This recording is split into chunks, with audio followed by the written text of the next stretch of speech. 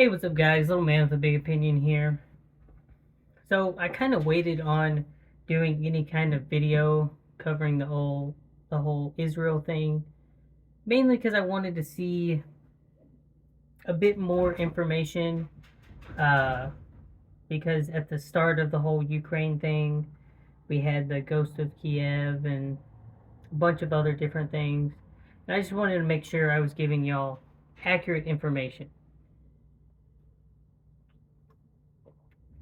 So it is a Wednesday afternoon, so the conflict's been going on less than a week. From what I've seen, uh, Hamas is pulling off his big one, and Israel is not having much of it. And they are going into full fledged counterattack, and anyone and everyone has an opinion on what's going on. The thing that I am more worried about, which we don't really have any clear understanding on, is how much Iran has assisted Hamas, how much the Taliban in Afghanistan have assisted Hamas. I think I can firmly say that Syria did launch mortars into northern Israel, so it's looking like it is several Middle Eastern countries versus Israel.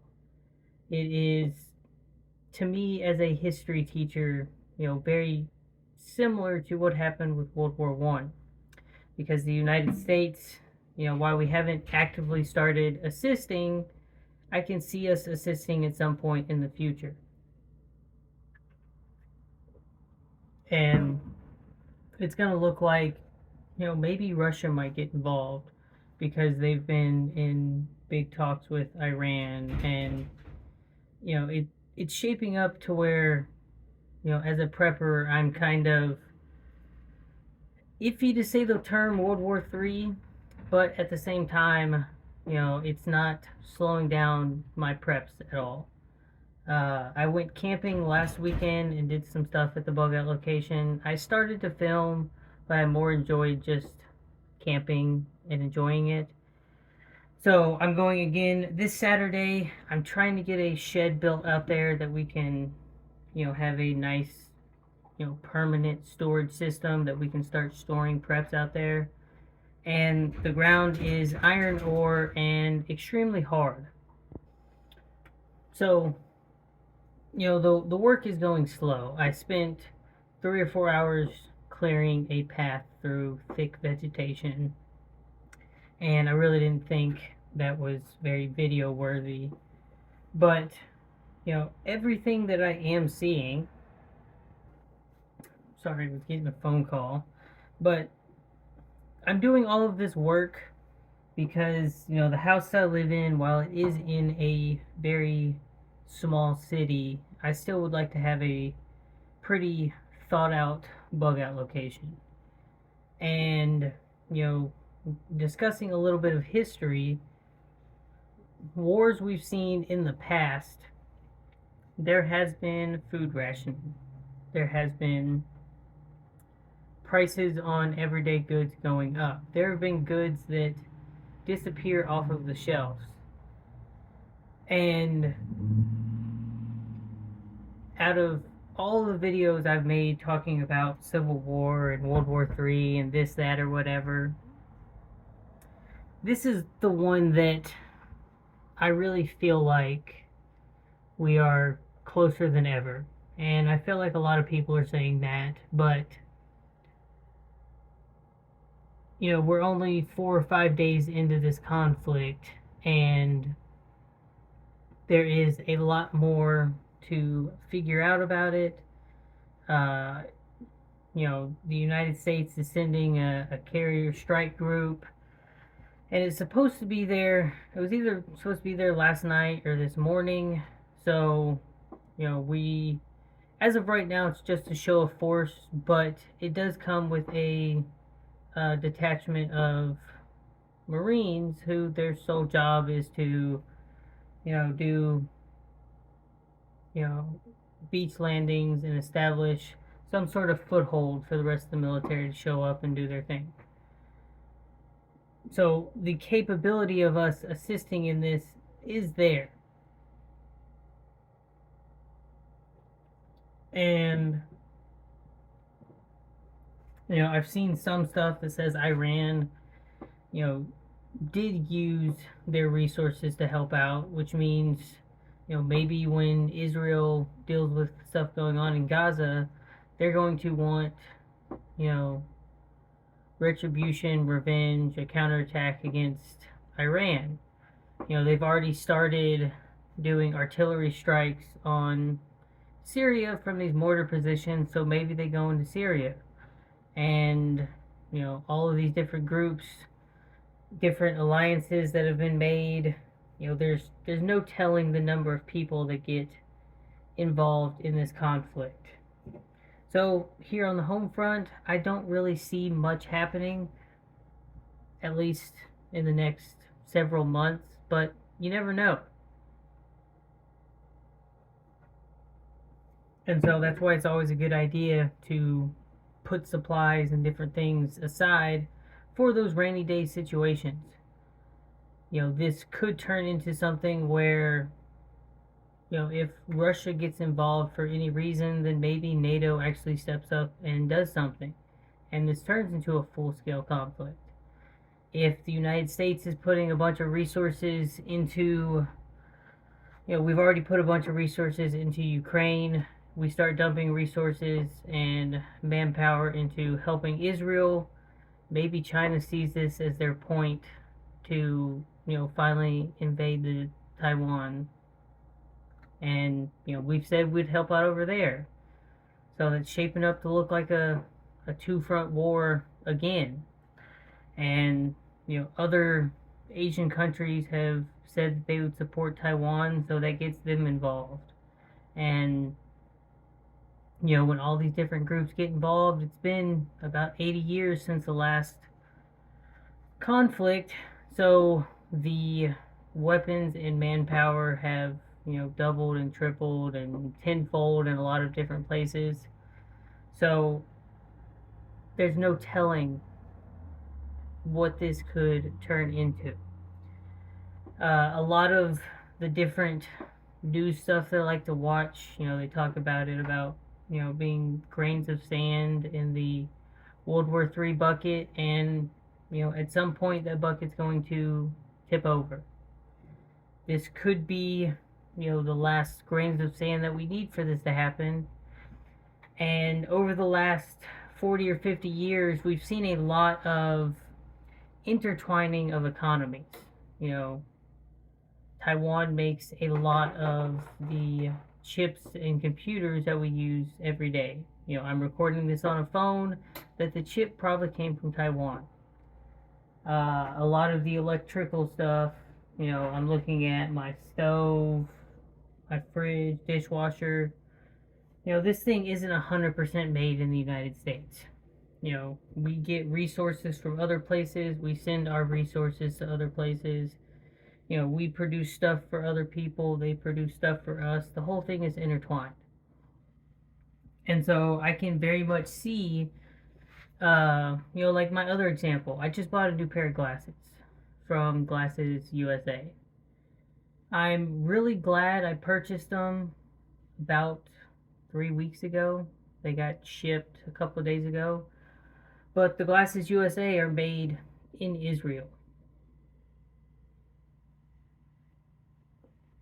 And so, depending on when I purchase them, that could be something that I would have to go without. I'd have to cancel my order and, purchase glasses through somewhere else and have to wait the several weeks until, a new pair of glasses could come in. It got me thinking, this hat is made out of like 80% recycled materials cleaned up out of the ocean. It's some Australian company that, pulls all of this, human garbage out and recycles it and turns it into stuff. But if Australia was dealing with some sort of conflict, maybe I wouldn't have been able to purchase this hat. And multiply that by anything and everything. I found it kind of funny. Uh, we got these glasses from IKEA, and the other day I was looking at it, and these ones are made in Russia. So, IKEA is probably not getting more of these right now, depending on that conflict. And you go through and you look at all of your stuff. I've got this plastic bowl here that's made in Canada. The baby wipes for our baby. I have no idea where all of this stuff is produced and made. Designed in California. Responsibly made in China. So, if we got into some sort of conflict that involved trade being cut off with China, we'd have to go with a different baby wipe brand. I'll do one more thing. I'll look at our Dawn dish soap. Probably made in the US. I hope so. Can't see anything about where it's made. But, all of these economies are intertwined. And so I can see a lot of discussion about de-escalation and, stopping the fighting. But this conflict going on between Israel and Gaza is kind of something that's been going on for a few thousand years. Today it's more political, but there is a very, strong second in it being religious. I can go back to talking about being a history teacher, and the Crusades went on for several hundreds of years. Uh, you know, the longest fight between Christianity and Islam ended right before Spain started looking for a passage to India in the 1400s, because they finally, had a decisive victory against Islam in the 1400s in Spain. The Spanish Inquisition, and all of the fighting done in the Middle East. I don't see that aspect of it slowing down anytime soon.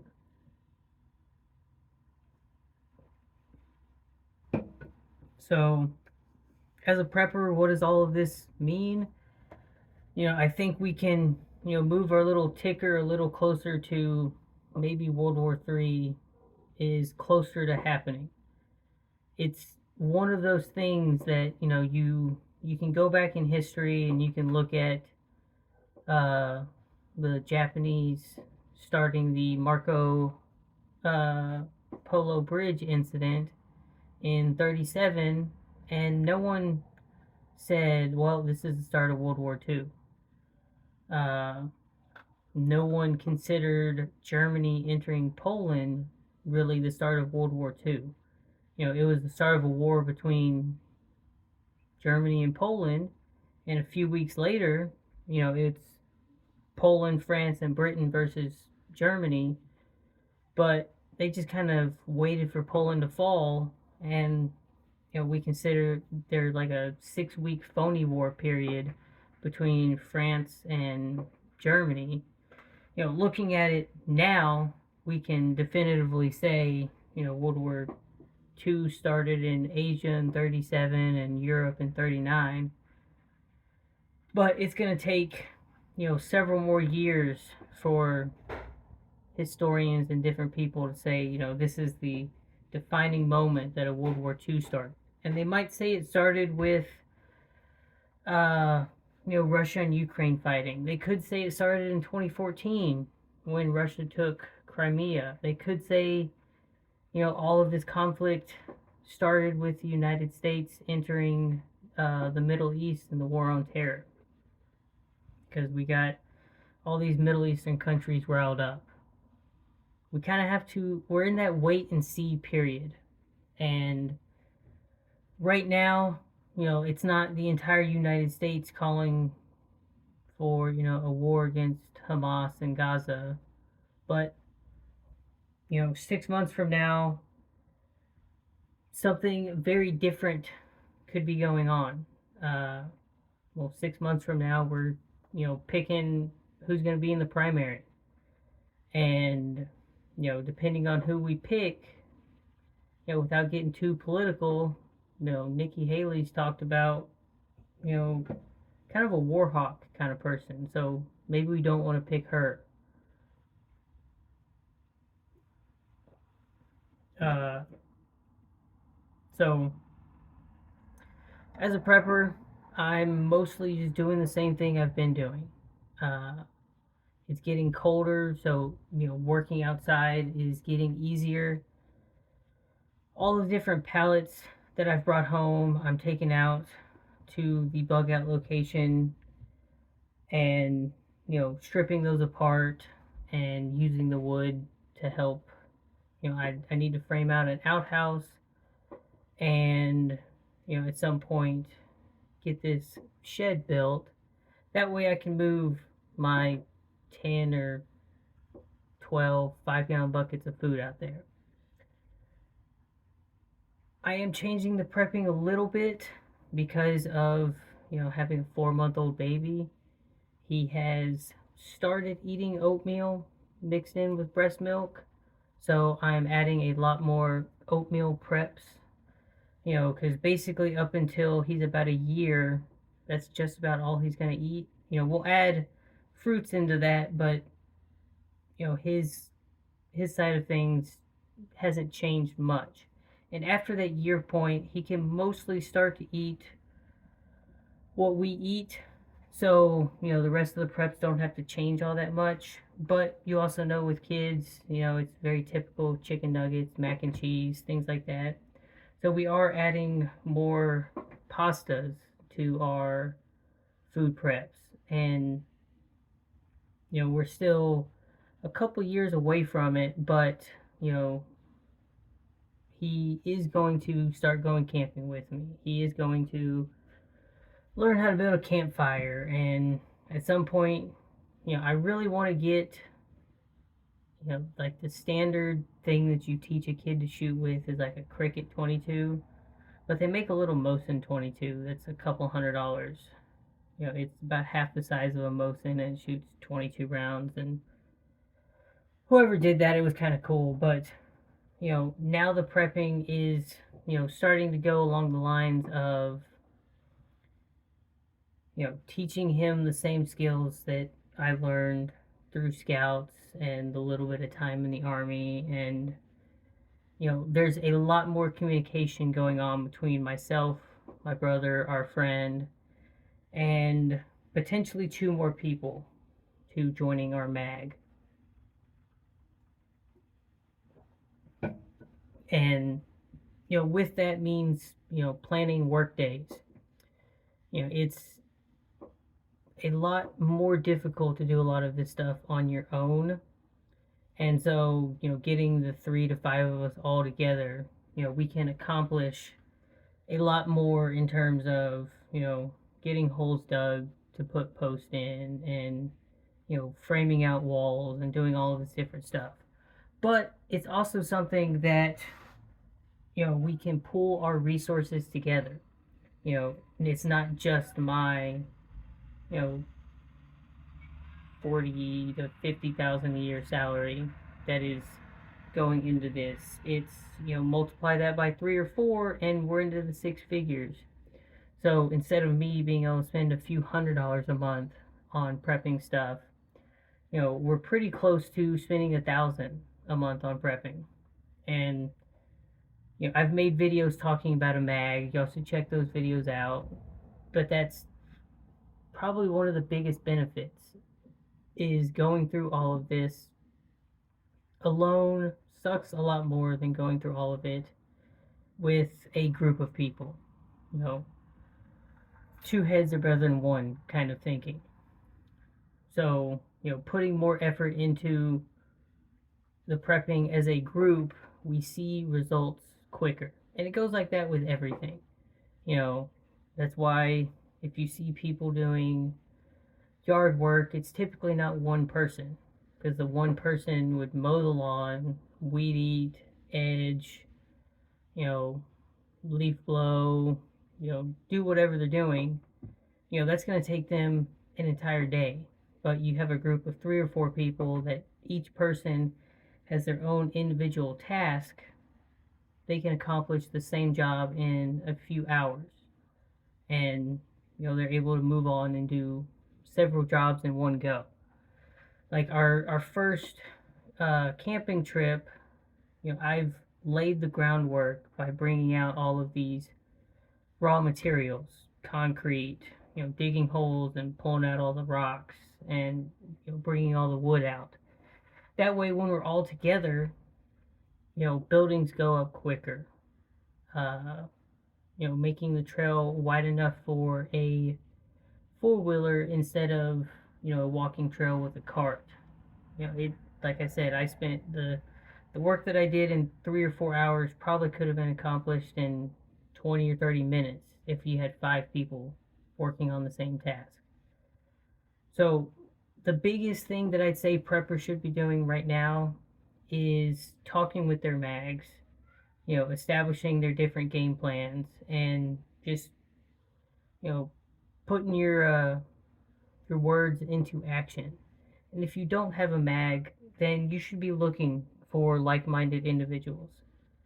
It's just like, finding people that go to the gym with you. You know, every hobby, lifestyle, anything that you do out there, there are going to be others around you that have mostly a similar thinking process. So, there are probably, I live in a town of 5,000 people. I'd say at least 1% of those people do something along with prepping, and I haven't found all of them. Go through your vetting and figure out if their goals and their commitment is as strong as yours, and if it is, then you are already better off than probably half of the prepping channels that talk about prepping.